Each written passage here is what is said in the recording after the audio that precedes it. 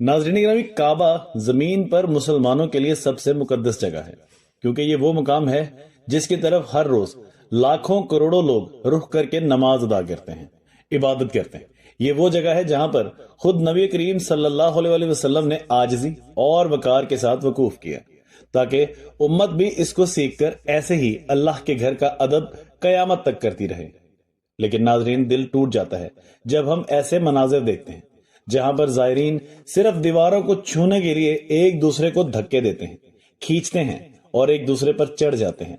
इस हजूम के अंदर मर्द और औरत गैर महरमों से टकरा जाते हैं, मुहाफिजों को धकेल दिया जाता है, आवाजें बुलंद होती हैं और हरम की हुर्मत मजरूह होती है।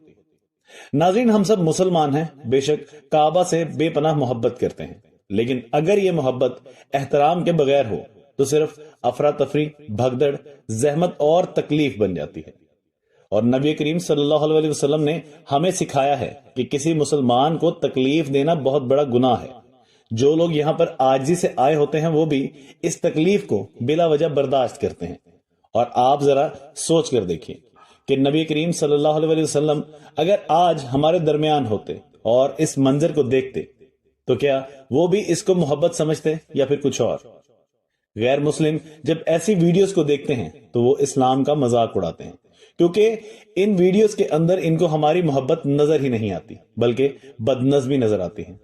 इनको एक ऐसी भगदड़ नजर आती है जो कि गैर मुस्लिमों की इबादत गाहों के अंदर भी देखी जा सकती है। क्योंकि हम देखते हैं कि अल्लाह के घर के अंदर ही हजूम में औरतें अक्सर खुद को गैर महफूज और बेइज्जत महसूस करती। अब जवान लोग हरम काबा के अंदर दम घुटते मर्द और औरतों के हजूम को धकेल धकेल कर बाहर निकल आते हैं। लेकिन याद रखें कि हर किसी के अंदर ये सकत नहीं होती, क्योंकि इसके अंदर कोई बूढ़ा भी शामिल हो सकता है, कोई बीमार भी और कोई कमजोर भी हो सकता है। तो क्या ऐसे लोगों का हक नहीं है कि वो सुकून से अल्लाह के घर के अंदर इबादत कर सकें? और कुछ लोग वाकई हैं जो कि इबादत के इस लम्हे को जिस्मानी जिद्दोजहद के अंदर बदल देते हैं। हालांकि उम्रा की असल रूह आजिज़ी, सबर और अल्लाह के हजूर सर को झुकाना है। आखिर हम लोग कब समझेंगे कि हम काबा की इबादत नहीं करते, बल्कि हम सिर्फ अल्लाह की इबादत करते हैं और अल्लाह काबा के अंदर नहीं है, बल्कि वो अर्श पर अपनी शान के लायक मौजूद है। जब हम लोग ऐसी हरकतें करते हैं तो गैर मुस्लिम बुत परस्तों को यही तासुर जाता है कि जिस तरह वो अपने पत्थर के बुतों की पूजा करते हैं, उनको हाथ लगाना फर्ज समझते हैं, इसी तरह से मुसलमान भी काबा की इबादत करते होंगे और इसी की वजह से इस तरह के मुसलमान हैं। हालांकि काबा सिर्फ एक सिमत है जिसकी तरफ रुख करके हम अपनी तवज्जो फोकस करते हैं, ताकि नमाज के दौरान हमारा दिलो दिमाग एक जगह पर रहे।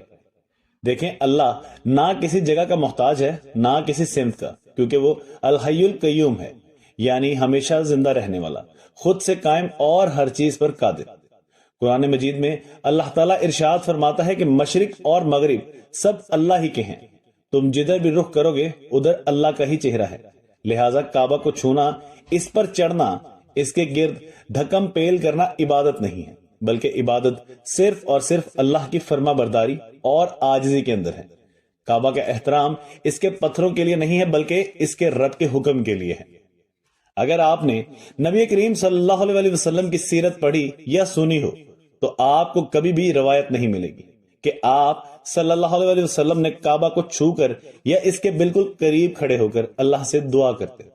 हालांकि आप नबी करीम सल्लल्लाहु अलैहि वसल्लम सिर्फ काबा की सिमत में रुख करके अल्लाह रब्बुल इज्जत से दुआ किया करते थे, क्योंकि काबा खुद अल्लाह नहीं है, बल्कि इबादत के इत्तेहाद की अलामत और किबला है।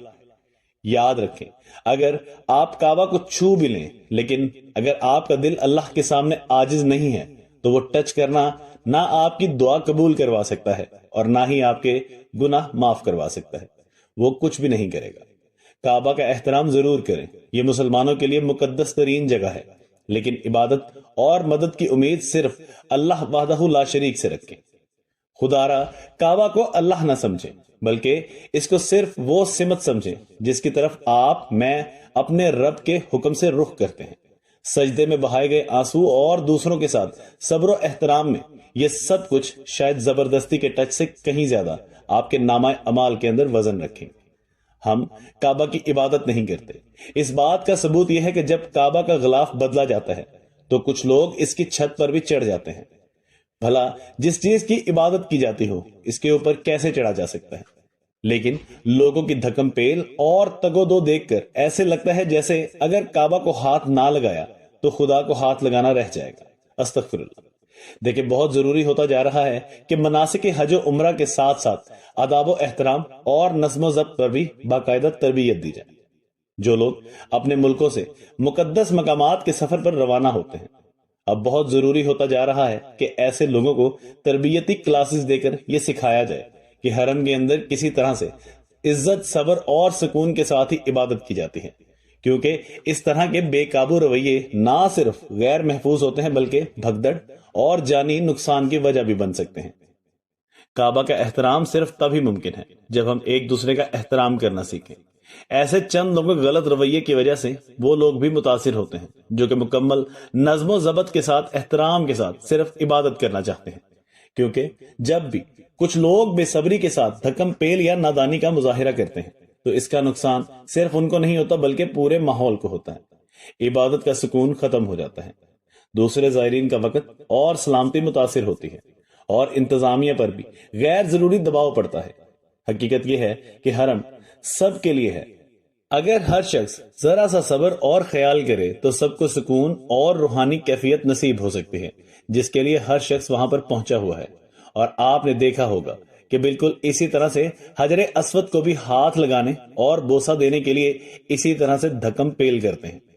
صحیح بخاری و مسلم دونوں کے اندر یہ بات بالکل واضح موجود ہے کہ حضور نبی کریم صلی اللہ علیہ وسلم جب طواف کرتے اور حجر اسود کے قریب پہنچتے تو اس کو ہاتھ لگاتے ہیں، اور اگر رش ہوتا تو دور سے اشارہ کر کے اپنے ہاتھ کو چوم لیتے ہیں۔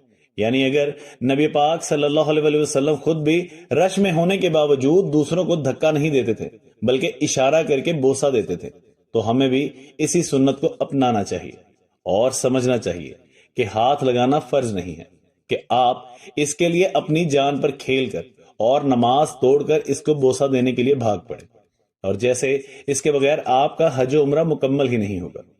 رسول اللہ صلی اللہ علیہ وسلم کا یہ عمل ہمیں یہ سبق دیتا ہے کہ عبادت کے اندر صبر اور نظم و ضبط کتنا لازم ہے۔ کسی کو تکلیف دے کر نیکی حاصل نہیں ہوتی، اور اللہ تعالیٰ نیت اور اخلاص کو دیکھتا ہے، جسمانی ٹچ کو نہیں۔ لہٰذا اگر حجر اسود تک پہنچنا مشکل ہو تو دور سے سلام کرنا یا اشارہ کرنا سنت اور افضل عمل ہے۔ رسول اللہ صلی اللہ علیہ وسلم کا حجر اسود اور رکن یمانی کو بوسہ دینے کا مقصد ان کی عبادت نہیں تھا بلکہ اللہ کے حکم کی اطاعت تھا، کیونکہ اللہ خود فرماتا ہے کہ یہ اللہ کی نشانی ہے، اور اسی وجہ سے ان کا احترام کرنا اللہ کے حکم کی تعمیل ہے، نہ کہ ان کے اندر کوئی خدائی طاقت ہے اور نہ ان کی اطاعت کی جاتی ہے، کیونکہ یہ صرف ایک پتھر ہے، اور پتھر نہ انسان کا کوئی بھلا کر سکتا ہے اور نہ کوئی نقصان۔ ان پتھروں کی تعظیم صرف نبی کریم صلی اللہ علیہ وسلم کی ان کو بوسہ دینے کی وجہ سے ہے، جیسا کہ حضرت عمر بن خطاب رضی اللہ تعالی عنہ نے حجر اسود کے سامنے فرمایا تھا کہ میں جانتا ہوں کہ تو ایک پتھر ہے اور نہ مجھے نفع دے سکتا ہے اور نہ کوئی نقصان۔ اگر میں نے نبی پاک صلی اللہ علیہ وسلم کو تجھے بوسہ دیتے ہوئے نہ دیکھا ہوتا تو میں بھی نہ دیتا۔ یہ چھوٹا سا جملہ دراصل بہت بڑی توحید کا اعلان ہے کہ ہم کسی مادی چیز کی عبادت نہیں کرتے بلکہ صرف اور صرف اللہ کی بندگی کرتے ہیں۔ اور آخر میں یہ کہنا چاہوں گا کہ حرم کا احترام دراصل کیا معنی رکھتا ہے، تاکہ ہر مسلمان مرد اور عورت، نوجوان بزرگ خود کو دنیا کی سب سے مقدس جگہ کے اندر محفوظ اور محترم تصور کرے۔ اللہ تعالیٰ سے دعا ہے کہ وہ ہمیں اپنے گھر کے شان و شان، احترام اور صبر عطا فرمائے۔ آمین یا رب العالمین۔